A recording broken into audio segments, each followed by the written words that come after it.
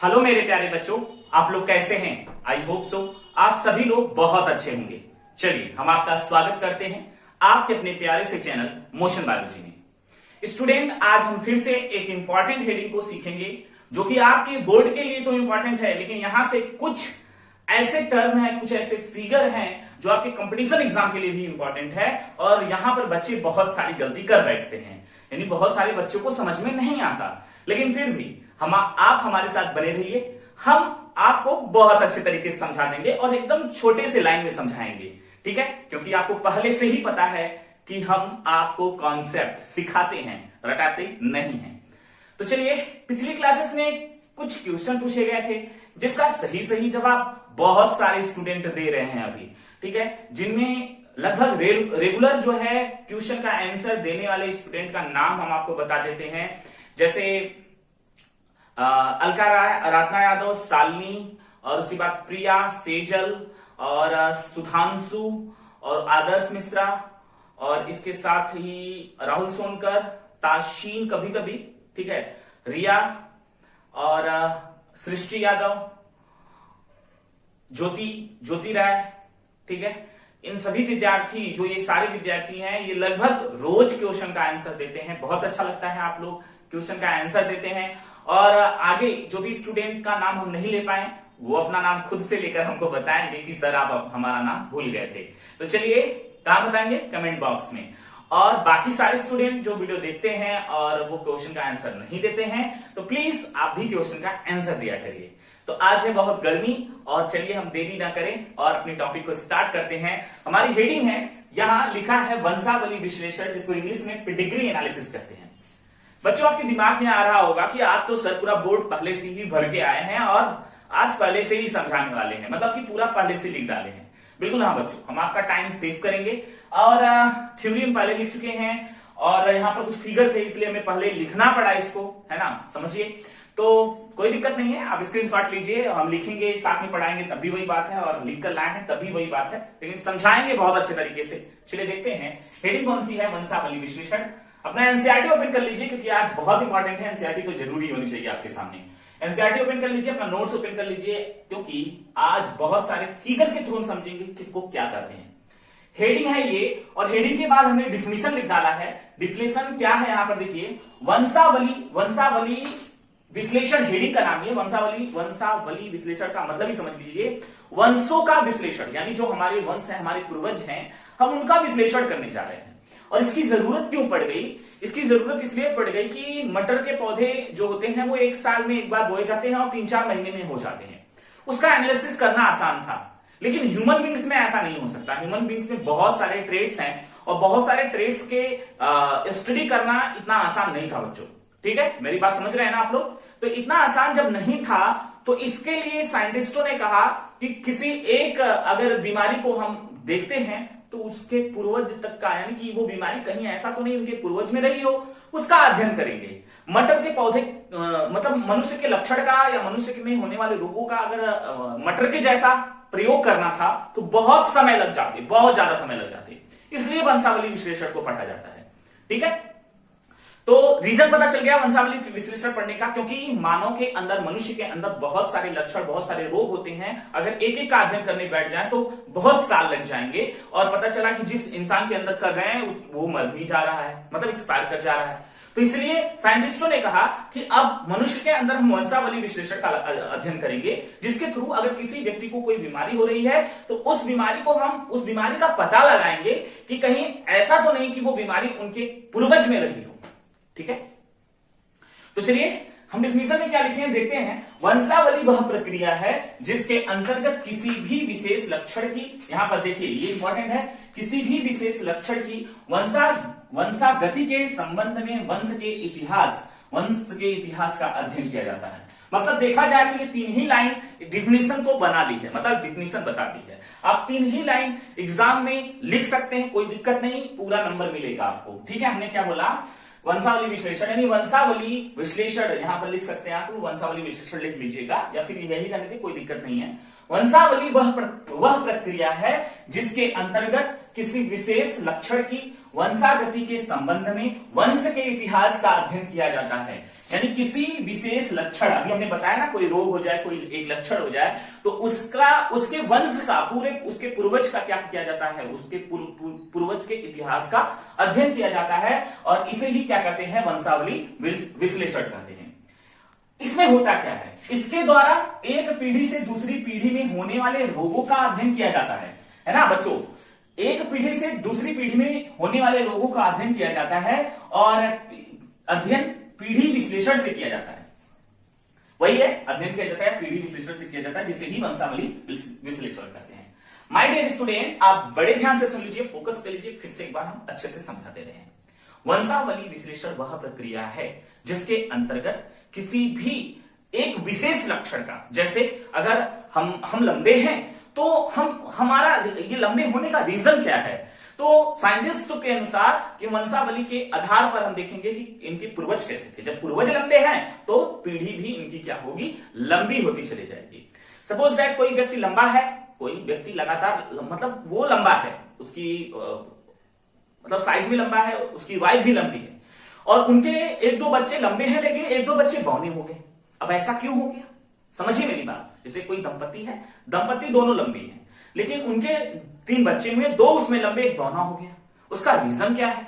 तब ये देखा जाता है कि कहीं ऐसा तो नहीं कि दंपति में जो उस बच्चे की मां है, कहीं ऐसा तो नहीं उनके किसी पीढ़ी में कोई बौना हो, या इस जो पिता है उनके किसी पीढ़ी में बौना है, कोई बौना हो, और अगर वो जीन पहले शुद्ध था, अप्रभावी था, लेकिन उस बच्चे में प्रभावी हो गया, है ना। तो वही देखा जाता है, यानी कि हम पीछे जाकर वंशों के इतिहास को देखने गए। इसी को तो ही वंशावली विश्लेषण करते हैं। समझ गए कि नहीं समझ गए? किसी एक विशेष लक्षण का अध्ययन हम वंश के इतिहास के थ्रू अगर करेंगे तो इसी को क्या कहेंगे, हम वंशावली विश्लेषण कहेंगे। माय डियर स्टूडेंट, आप लोग सही तरीके से समझ गए होंगे, है ना। तो वही डिफिनीशन इतना बड़ा है, कुछ नहीं है इसमें है क्या कि वंशावली वह प्रक्रिया है, किसी भी एक विशेष लक्षण का अध्ययन हम वंश के इतिहास के द्वारा करते हैं। अगर इतिहास के द्वारा करें तो इसी को ही क्या कहा जाता है, वंशावली विश्लेषण। विश्लेषण मतलब हम पीछे जाकर देख रहे हैं, विश्लेषण कर रहे हैं। समझ गए बच्चों, है ना। इतना तो समझ में आ गया होगा, कोई दिक्कत किसी को? कोई दिक्कत नहीं है। चलिए, तो इसके लिए कुछ सिंबल बनाए गए हैं, कुछ सिंबल, ताकि हमें आसानी से समझ में आ जाए। हम इस पर ट्यूशन कराएंगे अभी, तो चिंता मत करिए, आपको समझ में भी आएगा। सिंबल यानी प्रतीक क्या क्या हो सकता है, क्या क्या है। जैसे अगर ऐसा बॉक्स बन गया, चौकोर बॉक्स बना है, तो समझो वो नर है, नर का सिंबल है। अगर ऐसा गोल बॉक्स बना है तो वो किसका सिंबल है, मादा का सिंबल है। ऐसे आपको खटकोड़ आकार का अगर सिंबल दिखाई दे रहा है, इसका मतलब वो किन्नर है, न तो नर है न तो वो मादा है। और अगर बच्चों, अगर ये बॉक्स फिल है, जैसे नर का बॉक्स फिल है, मादा का बॉक्स फिल है, किन्नर का बॉक्स फिल है, इसका मतलब ये नर रोगी है, ये मादा रोगी है, और ये किन्नर रोगी है। मतलब ये रोगी का सिंबल है, अगर उस बॉक्स में फिलअप किया गया है, कलर से फिलअप किया गया है। इतना हो गया, है ना। एनसीईआरटी ओपन कर लिए, कुछ यहां पर एनसीईआरटी में मैक्सिमम मिल जाएंगे, लेकिन कुछ ऐसे भी हैं जो बाहर से होंगे, तो आप उसको भी नोट डाउन कर लीजिएगा अपने एनसीईआरटी बुक में ही, उसी कोने में। हमने क्या बोला, अगर ऐसे चौकोर बॉक्स दिखाई दे, इसका मतलब वो नर है। ऐसा गोल बॉक्स दिखाई दे, इसका मतलब वो मादा है। ऐसा बॉक्स दिखाई दे, मतलब वो किन्नर है। अगर बॉक्स फिल है, मतलब कलर से फिल किया गया है, इसका मतलब वो क्या है, रोगी है ना। अब उसके बाद बात करते हैं इस तरह के सिंबल की, चौकोर बॉक्स और उसमें एक डंडी के थ्रू ऐसे इस मादा वाले बॉक्स से अगर जुड़ा हुआ है, तो इसका मतलब इस नर का इस मादा के साथ क्या हुआ है, शादी हुआ है। अगर एक सिंगल ऐसे लाइन से बनाया गया है तो। उसके बाद यहां पर देखिए बॉक्स है, डबल लाइनिंग है और फीमेल के सिंबल के साथ है। इसका मतलब अगर ऐसा हो कहीं पर, इसका मतलब हो जाएगा रिश्तेदारों में शादी हुई है, यानी रिश्तेदारों में ही शादी हो गई है। ठीक है, ऐसी दंपति जिसकी रिश्तेदारों में ही शादी हो गई है। तो कुछ ऐसे भी वर्ग हैं हमारे इस समाज में जो किसी एक गोत्र में भी शादी नहीं करते, यानी शादी के लिए बहुत दूर जाकर शादी करते हैं। क्यों ऐसा होता है बच्चों, ऐसा क्यों किया जाता है? उसका रीजन है कि कहीं ऐसा ना हो कि कुछ ऐसे लक्षण अगर एक ही रिश्तेदार में हो जाए, या क्लोज में हो जाए, किसी क्लोज में हो जाए, है ना, नजदीकी में हो जाए किसी से, तो ऐसी स्थिति में क्या हो सकता है, ऐसी स्थिति में कोई लक्षण सुप्त हो और अगर वो सुप्त लक्षण इस वाले लक्षण, इस सुप्त वाले लक्षण के साथ मिलकर अपने आप को रिप्रेजेंट कर सकता है। इसलिए कुछ ऐसी भी जातियां हैं जो अपने गोत्र में ही शादी नहीं करती हैं। उसका रीजन है कि हो सकता है कि उनके अंदर उपस्थित कोई एक विशेष लक्षण जो अभी सुप्त अवस्था में है, अगर वो एक गोत्र में शादी कर दे तो वो गोत्र में शादी करने के बाद वो लक्षण अपने आप को रिप्रेजेंट कर ले। हालांकि हमारे समाज में जो पंडित जी होते हैं उनके थ्रू गोत्र में शादी करना उस बिरादरी के लिए क्या होता है, उस बिरादरी के लिए खतरनाक होता है, या वो कहते हैं मर जाते हैं। ऐसा कुछ नहीं है, ऐसा कुछ भी नहीं है। शादी हो सकती है, कोई मरने वाला ऐसा मैटर भी नहीं है। गोत्र में शादी करने की ना वजह, मतलब जो वजह है नहीं करने की, जो वजह है उसका रीजन है कि कुछ लक्षण जो अगर एक ही गोत्र का है व्यक्ति तो कुछ लक्षण जो सुप्त अवस्था में है शादी करने के बाद वो लक्षण अपने आप को रिप्रेजेंट कर ले, इसलिए उनमें ऐसी शादियां नहीं की जाती हैं। हालांकि ऐसा सारे बिरादरी, ऐसा सारी जातियों में हो सकता है, बट कुछ जातियां जो होती है जैसे सिंह ठाकुर जो होते हैं वो अपने गोत्र में शादी नहीं करते हैं, ठीक है। लेकिन सारी जातियां करती हैं, तो सारी जातियों को पता नहीं है इसके बारे में, इसका क्या दुष्प्रभाव हो सकता है, इसलिए सारी जातियां शादियां कर लेती हैं। जबकि जो सिंह बिरादरी, मतलब जो ठाकुर जाति के लोग होते हैं वो नहीं करते, क्योंकि उनको पहले से ही पता है, पहले से ही वो जानते हैं इस बात को कि अगर हम अपने गोत्र में शादी करेंगे तो कुछ ऐसे कुछ लक्षण होंगे जो अभी तक सुप्त अवस्था में है, वो आने के बाद अपने आप को रिप्रेजेंट कर ले और हो सकता है बच्चे के लिए खतरनाक साबित हो जाए, इसलिए वो शादी नहीं करते। और ऐसा सब में करना चाहिए। क्यों करना चाहिए? क्योंकि आपको पता चल रहा है, हम आपको बता रहे हैं वंशावली विश्लेषण के कारण हो रहा है ऐसा, है ना। अब उसके बाद ऐसा देखिए, ऐसा सिंबल यानी ऐसा बॉक्स हो नर का, ये मादा का बॉक्स जो कि एक डंडे से जुड़ा है, और नीचे देखेंगे इस तरीके का सिंबल दिखाया गया हो। इसका मतलब ये क्या है, ये जनक है, ये जनक है और इनके ये क्या है, पुत्री और पुत्र है। ये पुत्री है और ये क्या है, पुत्र है। इसका मतलब दंपति बच्चों सहित है, यानी ये दंपति कैसा है, बच्चों सहित है, ठीक है। ये सिंबल आपको पता चल गया। अब आगे बढ़ते हैं इस सिंबल की तरफ। इस सिंबल में जाएंगे तो यहां पर देखिए रोग वाहक, यानी कि यहां पर देख सकते हैं एक बॉक्स हाफ फिल किया गया है। ये भी बॉक्स हाफ फिल किया है। ये नर का है, ये मादा का है। यानी कि जो सिंबल हम बताए हैं, सिंबल वही हमेशा रहने वाले हैं। बॉक्स हमेशा नर का सिंबल होगा और जो गोला है वो हमेशा मादा का सिंबल होगा। इसमें क्या है कि हाफ फिल किया गया है। अगर फुल फिल किया गया होता तो रोगी होता। हाफ फिल किया गया, इसका मतलब ये रोग वाहक है, यानी कि अप्रभावी, यानी कि जो आधा फिल है इसमें ये रोग दर्शा नहीं रहा है, इसमें ये रोग नहीं दर्शा रहा है, ठीक है। इसका मतलब कि कोई रोग है जो कि इसमें नहीं दिख रहा है। लेकिन अगर इसकी शादी की जाए, जैसे यहां पर देखिए नर और मादा की जो देखिए शादी हुई है और बच्चा इसका क्या हो गया, प्रभावी हो गया। इसका बच्चा प्रभावित हो गया मतलब रोगी हो गया, जबकि ना तो ये नर रोगी था ना तो ये मादा रोगी थी, दोनों रोगी नहीं थे। यहां पर दोनों रोगी नहीं है, आधा आधा जीन है और वो जीन अभी अप्रभावी अवस्था में है, अभी अप्रभावी अवस्था में है, ठीक है। बच्चों समझ लीजिए, बहुत इंपॉर्टेंट है। यह हाफ फिल बॉक्स क्या दर्शा रहा है, हाफ फिल बॉक्स ये दर्शा रहा है रोग के जीन तो हैं लेकिन रोग अभी अपने आप को प्रदर्शित नहीं किया है, इस पीढ़ी में प्रदर्शित नहीं किया है। लेकिन अगर दो रोग वाहक का अगर शादी करा दिया जाए तो अगली पीढ़ी में रोग प्रदर्शित कर लेगा। और इसीलिए अभी हम समझा रहे थे ना कि जो ठाकुर जो जाति में होता है शादियां नहीं होती, क्यों? क्योंकि ये रोग हो सकता है उसी गोत्र में हो और उस महिला में भी हो जो कि उस पीढ़ी में दर्शाया नहीं। ना तो वो जो लड़के की शादी होने वाली है वो लड़के में लक्षण तो है, जीन तो है, लेकिन रोग नहीं हुआ है। ऐसा फीमेल में है, लेकिन जब शादी हो जाने के बाद दोनों रोग वाले लक्षण हाफ मिलकर एक जो उनके बच्चे जन्म लेंगे वो रोगी हो जाएंगे। बात समझ में आनी चाहिए आप लोगों को, बहुत आसानी से समझा रहे हैं और बहुत अच्छे तरीके से आप समझना चाहिए। आप नहीं समझ पा रहे हो तो आप वीडियो एक बार और देख लीजिए, बहुत आसान है, ठीक है, बहुत ज्यादा आसान है। नर संतति रोग से प्रभावित है, क्यों हो गई? क्योंकि नर में मतलब जो इसके पिता थे इसमें भी रोग का जीन था, माता में भी रोग का जीन था, इन दोनों में वो दर्शा नहीं रहा था। उसका रीजन है कि वो अप्रभावी था। अप्रभावी मतलब कि इसमें हाफ था, यानी जीन अप्रभावी था। प्रभावी वाला जीन ये फुल वाला जो बॉक्स फिल नहीं है, जो कि अप्रभावी को दर्शाने नहीं दे रहा था, लेकिन जैसे ही शादी हुई बच्चों में दर्शाने लगा, ठीक है। और 5 प्रभावहीन संतति, अगर ऐसा सिंबल हो तो समझ लीजिए कि ऐसी संतति जन्म ली जिसमें 5 प्रभावहीन हो, मतलब 5 रोग जैसा कुछ हो, ठीक है। तो बच्चों ये पूरे प्रतीक जो आपको हमने दिखाए हैं, कभी कभी एग्जाम में ये प्रतीक देकर पूछ लेता है। कंपटीशन एग्जाम की बात करें तो उसमें पूछ लेगा और पूछेगा कि इसको हम क्या कह सकते हैं, 4 ऑप्शन देगा और बहुत सारे बच्चे गलत करके आ जाते हैं।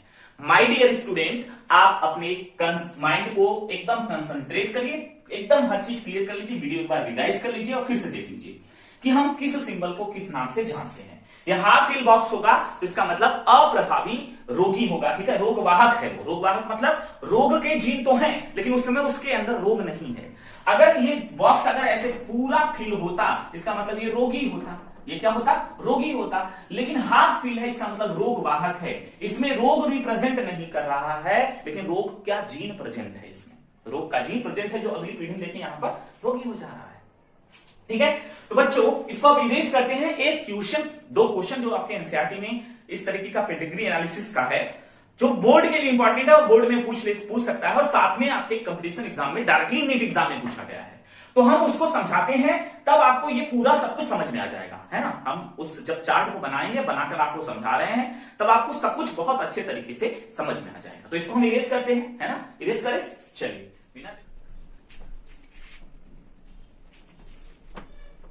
तो बच्चों अब हम जो है बोर्ड पर एक फिगर ड्रॉ किए हैं। फिगर ये यानी कि समझ लीजिए वंशावली विश्लेषण का प्रतीक द्वारा हम आपको समझाएंगे कि जो अभी अभी हमने पढ़ा वंशावली विश्लेषण में, कि हम जो है वंशों का अध्ययन करते हैं कि कोई रोग जो है वंश में था, जो आज किसी बच्चे में हो गया है, उसी का अध्ययन किया जाता है। उसमें हम प्रतीकों को देखे थे, तो हम उस प्रतीक के आधार पर एक एग्जाम्पल सॉल्व करते हैं और एग्जाम्पल कई बार, करीब 2 बार लगभग नीट एग्जाम में डायरेक्टली पूछा गया है। मेरे बच्चों बड़े ध्यान से सुनिए, हम आपको समझाते हैं, सब एनसीईआरटी में है, ठीक है। आप देखेंगे अ वाला फिगर, यानी अ वाला फिगर और एक होगा उसमें ब, ठीक है। अ और ब फिगर है और उस अ और ब फिगर में 2 मतलब रोग के बारे में दर्शाया गया है, और जो दोनों रोग हैं वो किस प्रकार से होते हैं और किस प्रकार से वो आगे की तरफ मतलब बच्चों में ट्रांसफर होते हैं, ठीक है। उसी को हम समझाने जा रहे हैं। ध्यान से देखिए, पहला वाला फिगर, इसमें देखिए, इसमें जो फीमेल है वो क्या है, रोगी, बताइए सही है। मेल क्या है, मेल रोगी नहीं है, ठीक है, मेल रोगी नहीं है बच्चों, और फीमेल क्या है, रोगी है, ठीक। और हमने यहां फिगर में क्या लिखा, अलिंगी क्रोमोसोम। अलिंगी क्रोमोसोम किससे कहते हैं, जो 22 जोड़ा होता है उसे अलिंगी कहते हैं। 23वां जोड़ा क्या है, लिंगी है। यानी जो रोग हो रहा है वो अलिंगी क्रोमोसोम पर है। अलिंगी क्रोमोसोम प्रभावी, प्रभावी बच्चों बहुत इंपॉर्टेंट वर्ड है प्रभावी, ठीक है। विशेषक जैसे मायोटोनिक दुष्पोषण, मायो मतलब होता है मसल्स, यानी एक ऐसी बीमारी जो मसल से रिलेट करके है, यह बीमारी जो है अलिंगी क्रोमोसोम पर होती है और ये प्रभावी है। प्रभावी मतलब हर पीढ़ी में यह रोग होना तय है। प्रभावी का मतलब हर पीढ़ी में रोग होना तय है, ठीक। ध्यान से देखिए, यहां पर ध्यान से देखिए, अब यहां पर देखिए ध्यान से, ये नर क्या है, सॉरी ये मादा क्या है, रोगी है। नर क्या है, यहां पर कुछ, इसको कोई रोग नहीं है, यानी इस मादा का इस नर के साथ मतलब क्या हो गया, शादी हो गई। शादी हुई तो इसके बच्चे हुए, कितने बच्चे हुए, ये एक बच्चा, ये इसका दूसरा, ये इसका तीसरा और ये इसका चौथा। आप कहेंगे सर इसको क्यों छोड़ दिए, बच्चे इसको छोड़े नहीं है। देखिए इस नर की इससे शादी हुई तो ये इसका तो लड़का, इसके तो बच्चे, ये लड़की नहीं है ना, इस दूसरी लड़की से शादी हो रही कहीं दूर से, समझ रहे हैं ना आप लोग, सिंपल के अकॉर्डिंग समझिए। तो यानी ये दंपति है, जनक है, ये है ना, ये जनक है। और जनक के कितने पुत्र हुए, लगभग 2 पुत्र हैं। यहां पर देखिए 2 पुत्र हैं और 2 पुत्री हैं। इसमें जहां जहां पर इस फीमेल का जीन गया, हालांकि इसमें भी गया, इसमें भी गया है, लेकिन जिस गुणसूत्र पर, यानी कि जिस जैसे जो 2 जोड़ी जीन में होता है ना, जैसे फॉर एग्जांपल यहां XX होगा और यहां पर XY होगा, और ये वाला क्या है, अप्रभावी है। सपोज दैट कि ये वाला X क्या है, सॉरी ये वाला X क्या है, प्रभावी है, इस वाले युग्मक पर रोग है। और ये वाला युग्मक जहां जहां जाएगा, ये वाला युग्मक जहां जहां जाएगा, तहां तहां रोग होगा। बच्चों फिर से समझिए, फिर समझिए, भूल जाइए अभी तक हमने क्या बताया, अभी तक भूल जाइए हमने क्या बताया, ध्यान से सुनिए। यहां जनक है जिसमें फीमेल को क्या हुआ है, रोग हुआ है, और मेल को कोई रोग नहीं है। कौन सा रोग है, मायोटोनिक दुष्पोषण रोग है, और ये अलिंगी क्रोमोसोम पर प्रभावी होता है, ठीक है। अब यहां पर आपको पता है युग्मक निर्माण के समय 2 जीन बनेंगे, एक फीमेल में भी एक्स और एक्स बनेगा, मेल में एक्स और वाई बनेगा, और फीमेल में एक एक्स जो है प्रभावी है। इसका मतलब ये एक एक्स जो है प्रभावित है, रोग से प्रभावित है, और ये प्रभावी भी है, ये प्रभावित है, ठीक है। ये जहां जाएगा तहां पर रोग होगा। अगर ये वाला यक्स जो है, अब सपोज दैट कि ये रोगी क्यों नहीं हुआ, इसके 4 बच्चे हुए, ये क्यों नहीं हुआ, ये क्यों नहीं हुआ, क्योंकि इन दोनों के पास जो क्रोमोसोम गया फीमेल का, ये वाला गया है, ये वाला नहीं गया, और इन दोनों के पास ये वाला गया है, यानी यह वाला यक्स गया, इसके पास भी, इसके पास भी, जिससे एक लड़का और एक लड़की इसके क्या हो गए, रोगी हो गए, और एक लड़का, एक जो लड़का और एक लड़की और एक लड़का जो इसके क्या हो गए, कोई रोग नहीं हुआ, ठीक है। ये कैसे थे, ये प्रभावी थे। कंफ्यूजन अगर आ रहा हो तो वीडियो पे एक बार और ध्यान से सुन लीजिए, हम 3 बार समझाएंगे बच्चों, फिर से एक बार समझाने जा रहे हैं, ध्यान से सुनिए। हमने क्या बोला, इसको मिटा देते हैं, फिर से समझाते हैं। एक लड़की है, यहां पर एक लड़के का सिंबल है, इनकी शादी हुई, लड़की जो है मायोटॉनिक दुष्पोषण से प्रभावित है ना, इसको रोग हुआ है, इस लड़की को क्या, कौन सा रोग है, मायोटॉनिक दुष्पोषण एक रोग हुआ है, ठीक है, किसको, लड़की को, और लड़के को कोई रोग नहीं है। इनकी शादी हुई, इनके 4 बच्चे हुए, 1 2 3 और 4, जिसमें 2 बच्चों को रोग हो गया, एक लड़के को हो गया, एक लड़की को हो गया, जबकि 2 बच्चों को नहीं हुआ। ऐसा क्यों हो गया, बता रहे हैं बच्चों, ऐसा क्यों हो गया। उसका रीजन है कि आपको पता है कि युग्मक बनेगा तो फीमेल, ये फीमेल है तो इसमें यक्स और यक्स 2 युग्मक बनेंगे, और मेल में कितने बनेंगे, यक्स और वाई 2 युग्मक बनेंगे, और जिसमें मादा का एक यक्स जो है वो रोग वाले जीन को कंसीडर कर दिया है, और दूसरा वाला सही है, कोई दिक्कत नहीं है। जहां जहां ये जाएगा तहां तहां रोग होगा। देखिए यहां पर गया, इस लड़के को हो गया, यहां पर गया, इस लड़की को हो गया, ठीक है बच्चों, जबकि यहां और यहां पर नहीं गया, जिससे इनको रोग नहीं हुआ, इनको रोग नहीं हुआ। समझ गए इस बात को, ठीक है। अब तीसरे की शादी यहां इस वाली लड़की से, मतलब ऐसी लड़की से की गई जिसको कोई रोग नहीं है, यानी कौन सा रोग, मायोटॉनिक दुष्पोषण रोग नहीं है। तो देखा गया इनके तीनों बच्चे कैसे थे, स्वस्थ थे, कोई दिक्कत नहीं थी। इसका मतलब ये अगर अप्रभावी होता तो इनमें भी लक्षण होते, लेकिन ये क्या है, प्रभावी रोग है, यानी प्रभावी होता है ये, इसलिए जहां जहां पर ये युग्मक जाएगा तहां तहां पर ही रोग होगा, और जहां पर जाएगा वहां 100% रोग होगा, क्योंकि वो प्रभावी है, क्योंकि वो क्या है, प्रभावी है। इसलिए इस वर्ड को पहले ही बोले थे, याद करना, प्रभावी है। जहां पर वो वाला युग्मक जाएगा जिसमें रोग है, वो वहां पर रोग होना तय है। और यहां पर देख सकते हैं 2 को हो गया, जबकि 2 को नहीं हुआ, क्योंकि 2 में ये वाला जीन नहीं गया था, ये वाला चल गया था इसमें, और इसमें ये गया है, जबकि इसमें जो ये वाला है इसमें और इसमें गया, इसलिए रोग हो गया। ये किसका एग्जाम्पल था, मायोटॉनिक, और प्रभावी का था बच्चों, किसका था, प्रभावी का था, जहां जाएगा वहां रोग पक्का है, होना है, ठीक है। अब बात करते हैं इस दूसरे वाले चार्ट की। दूसरे वाले चार्ट में ये भी अलिंगी क्रोमोसोम पर होने वाला रोग है, लेकिन इस बार अप्रभावी है। ध्यान से देख लीजिए, अप्रभावी, यहां पर प्रभावी था, अप्रभावी मतलब छुपा रिश्ता, जीन तो होगा लेकिन तब तक रिप्रेजेंट नहीं करेगा जब तक 2 तरफ से जीन ना आ जाए, है ना, 2 तरफ से जीन ना आ जाए। बच्चों समझ रहे हैं ना, अप्रभावी है, ठीक। तो यहां पर देखिए, यहां पर जो देखिए एक लड़का और लड़की है, यहां पर शादी हुई है ना, इस सिंबल से क्या हुआ, शादी हो गई। अब इनके भी कितने बच्चे हुए, 4, ये एक बच्चा, ये दूसरा है, ये तीसरा है, और ये चौथा है, 4 बच्चे हुए, ठीक है। 4 यहां पर 5 है, ठीक है, 5 है, ठीक है, 5 है, 5 में 5 बच्चे हैं, यहां तीसरा है ये, और ये क्या है, चौथा है, और ये क्या है, 5 बच्चे हैं, जिसमें यहां पर देखिए 2 बच्चों को रोग हो गया, जबकि 2 बच्चों को कोई रोग नहीं है, 2 बच्चों को कोई रोग नहीं है। अब यहां पर यहां तीसरे नंबर पे जो देख रहे हैं, यहां पर एक लड़के से इसकी शादी होती है। जब एक लड़के से इसकी शादी हुई तो अगली पीढ़ी में भी रोग हो गया। देखिए यहां पर रोग हो गया, जबकि 3 बच्चे हुए इनके, 1 2 3, और 3 बच्चे जब इनके जन्म लिए तो एक को क्या हो गया, इसमें रोग हो गया। कौन सा रोग, किस रोग के बारे में पढ़ रहे हैं, दात्र कोशिका अरक्तता, दात्र कोशिका अरक्तता, यानी इसको सिकल सेल एनीमिया कहते हैं, सिकल सेल एनीमिया के नाम से भी जानते हैं, सिकल सेल एनीमिया, ठीक है। दात्र कोशिका अरक्तता यानी कि हमारी आरबीसी की कोशिका घूम जाती है, ठीक है, यानी दतारी के आकार की, दतारी देखे ना, हंसिया देखे, हंसिया आकार की हो जाती है। देखिए ऐसा क्यों हुआ कि जबकि यहां पर तो एक तो रोगी था इसलिए बच्चे रोगी हो रहे थे, लेकिन यहां पर रोगी ही नहीं है, मतलब माता और पिता देखिए यहां पर रोगी नहीं है, लेकिन बच्चे रोगी हो जा रहे हैं। इसका मतलब बच्चों बात समझ में आ रही कि नहीं, हमने क्या बोला, इसका मतलब यह हुआ कि इन जनक के पास इन जनक के पास रोग वाला जीन है लेकिन अप्रभावी है। इस पीढ़ी में प्रभावी नहीं हुआ, देखिए अप्रभावी है ना, यहां पर वो अप्रभावी, लेकिन जैसे ही वो जीन अगली पीढ़ी में बच्चों के पास पहुंचा तो रोग हो गया। कैसे हुआ?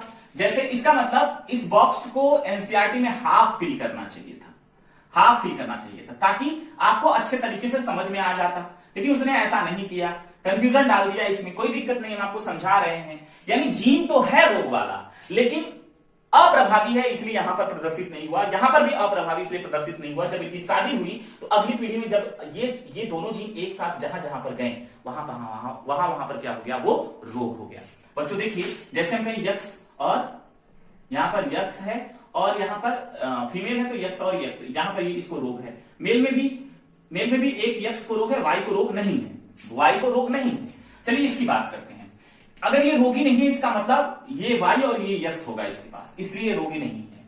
ये रोगी हो गया इसका मतलब ये वाला यक्स और ये वाला वाई होगा, तभी ये रोगी हो गया होगा। ठीक है, क्योंकि नर में क्या होता है? एक ही क्या होता है? यक्स गुणसूत्र होता है।